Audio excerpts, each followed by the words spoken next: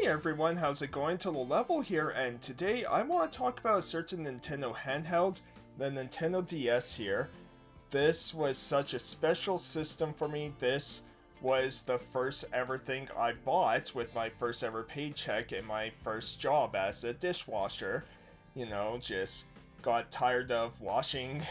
No one likes washing dishes, so I exchanged the dishes for this DS here, and yeah, this is still my original fat platinum kind of DS, and yeah, really love this system, and just want to talk about this console and why I think it was such a game changer for, just touchscreen controls, having the dual screens and everything like that. So yeah, I hope you enjoyed. There's going to be skits throughout this video and things like that, so yeah, let me know in the comments down below your Nintendo DS memories, what games you would suggest, because yeah, I'm going to go over the first games I bought for this system, some hidden gems I love, some technically impressive games with this system, and then, maybe talk about some things that maybe weren't the greatest, but yeah, still love this thing. So let me know in the comments down below all your thoughts on the DS, all your favorite games, everything like that. Would love to hear it.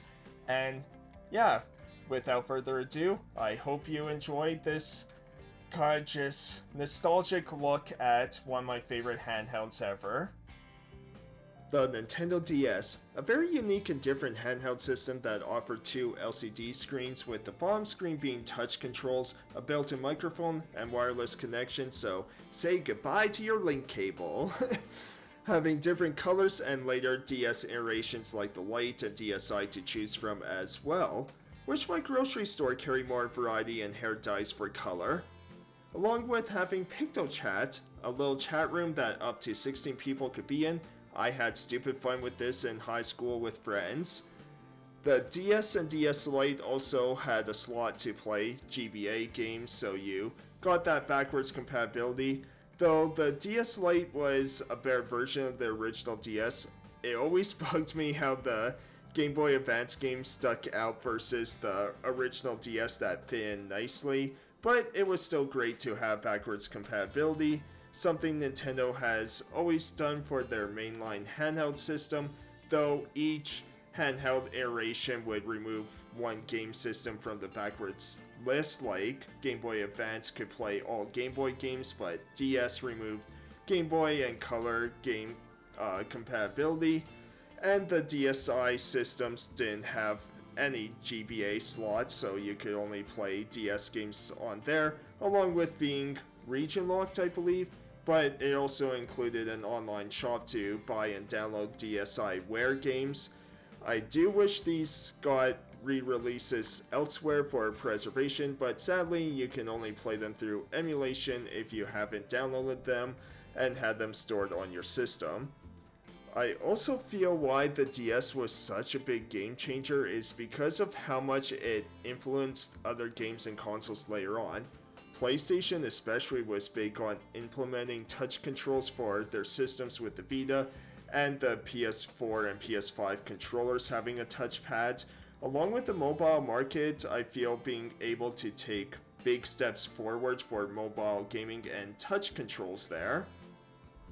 But enough with talking about the system itself, let's dive into the great games and why I love the DS. And the first game I bought was Age of Empires, Age of Kings. Now, I would show more gameplay, but the emulator to capture gameplay kept freezing on me for whatever reason, but this is a cool spin-off, playing as many historical figures throughout history with a fun turn-based tactics system where both units and terrain have certain advantages and disadvantages, along with having resource management and doing researching to increase your technology. This was a fun time during high school and one you can still get for cheap. Another game I got early was Metroid Prime Hunters. Really enjoyed this game. Very impressive for the DS. It was really awesome to look at. Issue though is the controls. This was a very ambitious game and you had to aim with the stylus in one hand and while still moving and shooting with the other, and it just was kind of awkward, especially when you had to do platforming segments along with scanning, certain items, objects, enemies, everything like that. It was just a little too awkward. Still really like it, and it's one of the most technically impressive games still to this day on the DS. Like, it still looks fantastic. And another one I got very early was Super Mario 64 DS. Really enjoyed this one, and I liked how they changed a lot. You got 4 different playable characters now. You're starting out as Yoshi, and yeah, it was just kind of cool. Of course, the main games are what usually people were drawn into even more than the game itself, and while it definitely has issues, especially being on the DS, not having a joystick or anything like that. Luckily this game's a lot easier to play on the 3DS because you got the circle pads now, but playing it on the DS, yeah, your hand could cramp a bit using the D-pad, but still, it was pretty cool for its time, and another one that's pretty technically impressive. And that's why I really like the DS. It got so much variety. As another game I got early on was Nintendogs. A lot of people had this, and playing it now, it's very basic, It was fun for its time, but man, just capturing the gameplay for this is super basic because, yeah, you just adopt a dog, you take care of him or her, and, you do contests, you go out for walks, but there's not much else. You can only teach the dog 3 tricks per day, so it's another one of those you have to wait a bit, and yeah, just, does where it's welcome, but again, it's pretty cool. Like, the 3D models of these dogs were pretty impressive, and that's what I loved about the DS is you got a lot of experiences that felt very N64-ish, right? So, yeah, just pretty cool there. And another one I got pretty early was Brain Age, which I had more fun with this than I probably should have, but I am such a math geek and everything that I really enjoyed doing this game, every day, training my brain, as it's called. Though, it says I have a brain age of 62. Guess I better change my age then. Anyways, it was, pretty just basic. You're doing these tiny little puzzles, right, of, solving math equations very fast, or you're saying certain colors, there's Sudoku, right, but there's not much here, but again, I have way more fun with this than I probably should have. And then we have 2 games that I didn't actually buy. I borrowed and played from other people, but enjoyed them, starting with Super Princess Peach. Now, there was controversy with this because of how Peach kind of attacks, or her special abilities, I should say, because she basically has 4 different abilities that are emotions, and, people kind of made fun of this and controversy of, she's PMSing, right? And it's just like, I don't know, I think people go a bit too far with that sort of stuff, but I thought it was a lot of fun. It's very easy, very basic, but I did like the abilities because, she gets angry, so she's on fire and she burns everything around her, right? And, one of crying, which, yeah, tears come out so she can make plants grow, things like that. It's not too bad of a game, and yeah, one that, I'm glad that Peach has her own game again with Showtime on the Switch, right? Because this one was pretty fun, I found. And then the other one was New Super Mario Brothers, right? So this one was great at the time because, we were kind of hoping for more 2D Mario at this time, but overall this is a very basic Mario. This doesn't have like the craziest ideas or level designs, right? It is pretty easy, very basic. There's not much to this, right? And so you know, playing it now, it's like, I'm kind of bored of it when I play it, but again, for the time, it was really cool to have. And so those were the games that I got early on, or ones that I played early on for the system, right? So let's talk about some of my favorite games for this system, along with, you know, a few hidden gems you might not have heard of. So I'll start with my favorite one here, and that's Dragon Quest Heroes Rocket Slime. I am so bummed that we never got another one of these games, because there's 3 in this series, one on the Game Boy Advance, another one on 3DS, and then this one is the second game on DS, but they never left Japan, the Game Boy Advance and 3DS ones. But man, I do really enjoy this. I love the tank battles. I love the Zelda type adventure with this, as you're trying to save your slime friends from the Plop army who's trying to get, the royal flute. But you know, at the beginning, you're playing with the flute and your king dad comes by, and so you hide it in your body. And yeah, it's a very funny, charming beginning. I love this game. It's super charming, super fun, and like I said, I think it's my favorite DS game. It's not super challenging, not really that long, but man, I just love replaying this game so often. Then I think I'll talk about Pokemon, because yeah, who doesn't love Pokemon? And we got Heart Gold, Soul Silver, fantastic remakes. I love the original Game Boy Color ones, and yeah, just love playing those older Pokemon titles. But man, this remake is just brilliant. You know, it's just really cool, and I wish Pokemon games were more like this, you know, just because I think people would go so much more for a, say, HD 2D Pokemon game with all the sprites, you know, that, you know, just pixel art and everything like that, rather than the new kind of 3D stuff, right? Especially with how technically of a mess it can be, you know. Like, I'm glad Scarlet and Violet are getting upgrades, but yeah, it's just, you know, for Switch 2. But yeah, I just love these old ones, and you know, Heart Gold, Soul Silver, some of my favorites, and yeah, love playing this. And then Pokemon Black, I think, you know, White and Black, I'll say, or Black and White, but you know, this one I find very underrated. Like, yes, the Pokemon I'm not a super fan of. You know, I find a lot of the Pokemon designs to be not that great. I mean, there's literal garbage Pokemon in this one, right? But I love this story. I love the story between Team Plasma along with N, and you know, while it has a very cheesy beginning, it's still a lot of fun, and yeah, one of my favorite Pokemon stories out there.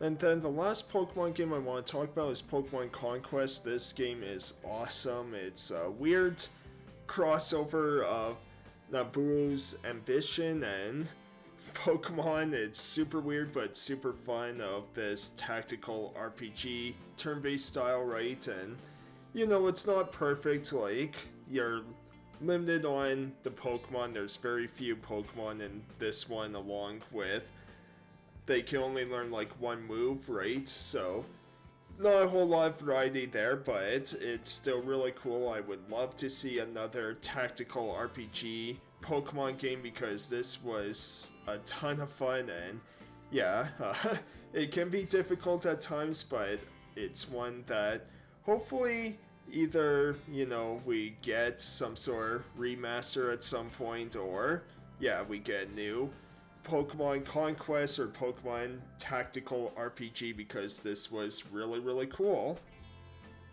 And the next one I want to talk about is Mario and Luigi Bowser's Inside Story. Now, Partners in Time I thought was pretty cool too, but Bowser's Inside Story, the best in the Mario and Luigi series. Unfortunately, after this one, it did go downhill a bit, you know. Like, there's still good iterations of the Mario Luigi games, but it's definitely not quite the same as the first 3 games. But yeah, Bowser's Inside Story is just so cool, where Bowser, he takes this mushroom from this shady guy and he's inhaling everything, which includes Mario, Luigi, and a bunch of other people from the Mushroom Kingdom, right? And so Mario and Luigi are inside Bowser and Bowser's on the outside, so you're kind of going back and forth between both parties, and yeah, just super fun, really great dialogue, really great humor, is an awesome game. And the 3DS remake, I hear mixed things about, and it can be kind of hard and expensive to find too, but this one is pretty, easy to get, and it's pretty cheap, so yeah, highly recommend. Bowser's Inside Story is fantastic. Then let's just talk about Professor Layton now. I only beat the first game, Curious Village. I know I need to play and beat more, but I do really like these games. They're fun little puzzle adventure games, right? Some of the puzzles can be very difficult. It's also interesting, like, part of me wants to get both kind of North American and Europe versions. Like, for now, I'll just kind of use emulations for both of those, but just the reason I say that is because the different versions have different puzzles within them, which is kind of cool, right? But yeah, just these are pretty cool games. Now, Curious Village, pretty basic story. It's a fight between, Air and this treasure, right? That you're going into town to settle this dispute over this treasure, Air. But the other games, I haven't played too much of them, but the stories get more and more interesting. Some can get quite emotional, right? And yeah, just really awesome puzzle series.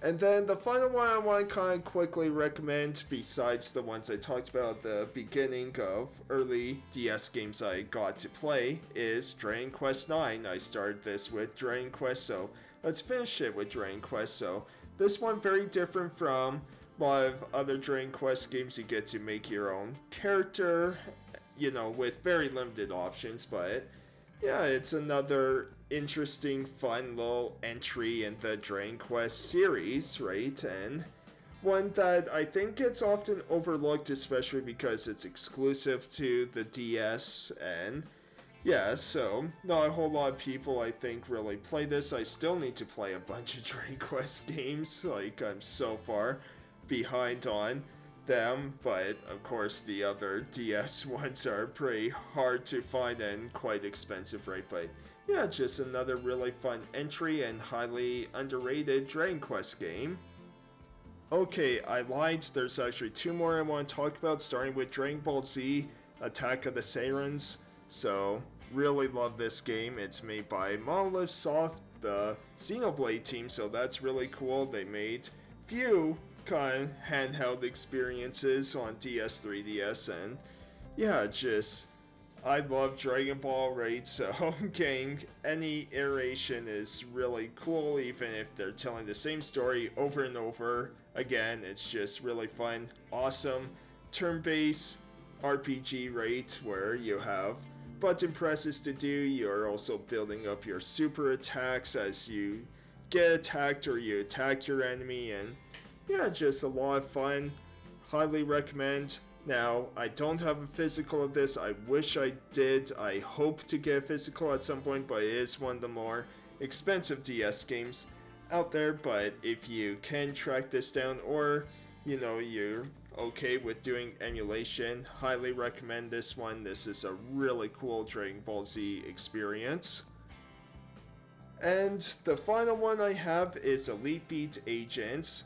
This is a fun music rhythm game. Very weird, very cool and quirky, right? It uses a bunch of like 90s and early 2000s pop punk music of, Sum 41, Avril Lavigne, things like that. Though they're all cover songs, but they're done pretty well, and I believe some of them are done by, I can't remember his name, is it Jamie Presley or Pringle, something like that, but he was the original Pokemon theme composer or like vocalist, I should say, yeah, but yeah, I just love Elite Beat Agents. I love music rhythm games, and yeah, it's just a lot of fun, and it's a game that you can get super cheap on the DS. Highly recommend this one.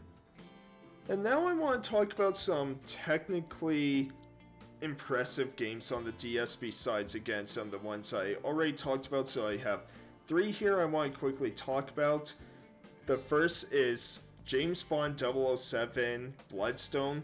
I thought this was a pretty cool entry for this game, both on the consoles and on this DS version, as the DS one just reminds me so much of like playing a GoldenEye game, but just in third person, right? Just that kind of graphical style for the DS, and it was pretty impressive. You got some cool touchscreen controls to do, and yeah, it's pretty neat. It's a lot of fun, and yeah, it's one that is very impressive to look at, I found.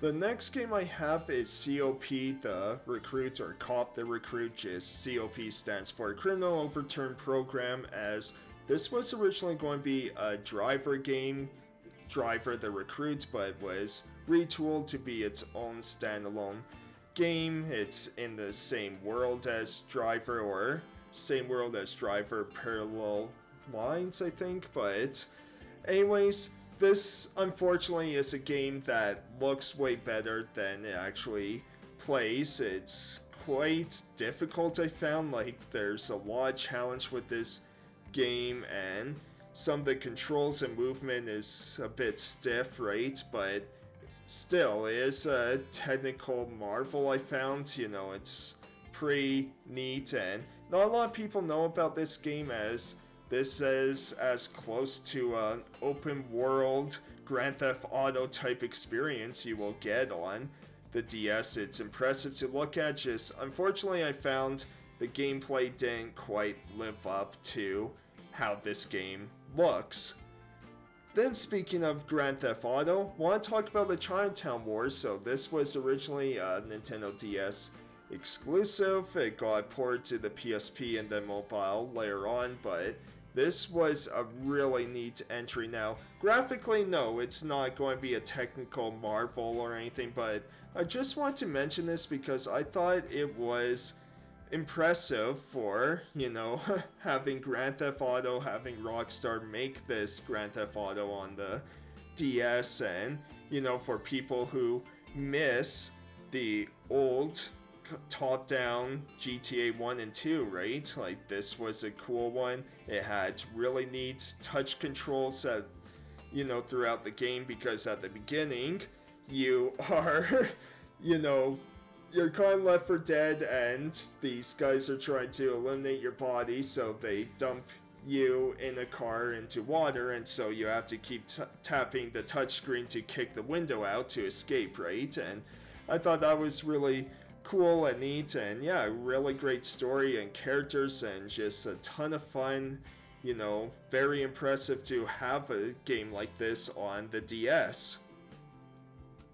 And finally, just to finish off my reminiscing of the DS, I want to talk about a few things, or basically one thing that I didn't quite enjoy with the DS, and that was when developers really forced controls, like touch controls, when they didn't need to be in here. Now, there's really cool iterations with the touch controls, and there's a lot of just great mechanics used with them, but some developers kind of went a bit far, I found, and that was kind of the thing with a lot of Nintendo stuff, is a lot of developers, especially like the Wii, would implement a lot of, you know, motion controls with that. So the DS, not surprising that we would have a few of these, but felt like sometimes it lowered the experience. The best example I have of this is probably The Wizard of Oz Beyond the Yellow Brick Road. This is a solid game, nothing great or fantastic, but not a bad one either. Combat is very Dragon Quest like, you know, you have that first person view, and you know, like you have Dorothy, Scarecrow, Tin Man, and Cowardly Lion and, you know, Dorothy Scarecrow can attack like up to 4 times per turn, where Tin Man is like twice per turn, and Lion is just once because he got like these abilities of, you know, Dorothy and Scarecrow, or Straw Man as they call him in this, you know, gets to attack. Like, they have 1 out of 4 attacks they can do, where Cowardly Lion uses 3 out of the 4, right? So you kind of strategize that way, and enemies have different strengths and weaknesses to each character. But the problem with this one is it's all touch controls. You have this trackball that you have to constantly swipe at to move, and it's just like, this game could, like, if you put this in, fine, but, you know, why can't you use the face controls? Why can't I use the D-pad to move and hold the B button to run, and just, you know, in battles using, you know, A to attack rather than having to tap every single thing on screen, right? So it's games like this that did bug me a little bit with the DS. Still though, fantastic system, and it's kind of my only gripe with it, I found, besides, you know, of course, hardware limitations and button controls, you know, no joystick or thumbstick, you know, circle pad, anything like that, right? But still, really cool handheld, really awesome system. And so yeah, let's do the outro. Again, I hope you enjoyed this video. And so I really hope you enjoyed me just reminiscing about the Nintendo DS here. Again, I really loved it, and while my favorite kind of Nintendo handheld besides, you know, the Switch would be the 3DS, the DS holds a lot of great memories for me, and it was such a weird system, it was such a weird concept, but this was Nintendo, right? This was Nintendo just trying something new like they usually do, right? And yeah, it really paid off, and yeah, it's just such a unique system. So like I said, let me know all your memories of the DS yourself, all your favorite games you would recommend to me and others to check out. Would love to hear all of your thoughts. Thank you so much for watching. Either next week or the week after, I'm going to do a whole collection video on every physical game I own for the DS, so look forward to that. I'll have gameplay for every single game I own, so yeah. Look forward to that, and I'll see you next time, everyone. Thanks, have a great rest of your day. Hey everyone, thanks for watching, really appreciate it. If you enjoyed what you saw, be sure to leave a like, comment, and subscribe to see more. Also follow me on X, Twitch, Bluesky, and I am back on Facebook now. All links will be on my About page, so follow me there. Even if it's just for the skits I do, I need someone to follow me. Okay, probably not the best way to encourage people, but anyways, I'll see you next time. Have a great day, everyone!